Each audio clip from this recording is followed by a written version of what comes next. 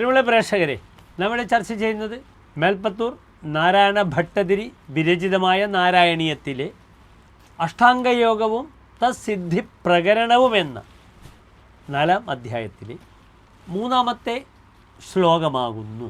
താരമന്തരനുചിന്യ സന്തതം പ്രാണവായുമഭിയമ്യ നിർമ്മലാഃ ഇന്ദ്രിയാണി വിഷയാ തഥാപഹൃത്യ ആസ്മഹേ ഭവതുപാസനോന്മുഖാഃ.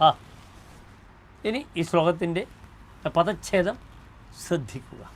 താരം അന്തഃ അനുചിന്യ സന്തതം പ്രാണവായും അഭിയമ്യ നിർമ്മലാഃ ഇന്ദ്രിയാണി വിഷയാത് അധ അപഹൃത്യ ആസ്മഹേ ഭവതുപാസനോന്മുഖാഃ. ഇനി ഈ ശ്ലോകത്തിൻ്റെ അന്വയം നമുക്ക് ചർച്ച ചെയ്യാം. വയം അന്തഃ താരം സന്തതം അനുചിന്യ പ്രാണവായും അഭിയമ്യ നിർമ്മലാഃ അധ ഇന്ദ്രിയാണി വിഷയാത് അപഹൃത്യ ഭവതുപാസനോന്മുഖാഃ ആസ്മഹേ. ഈ ശ്ലോകത്തിൻ്റെ സാരാംശം ഇനി ശ്രദ്ധിക്കുക.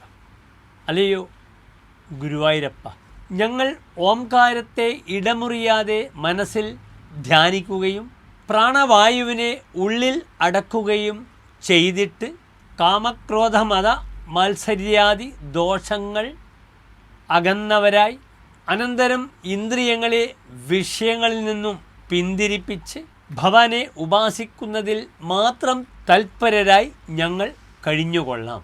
ഇതാകുന്ന ഈ ശ്ലോകത്തിൻ്റെ സാരാംശം. നമസ്തേ.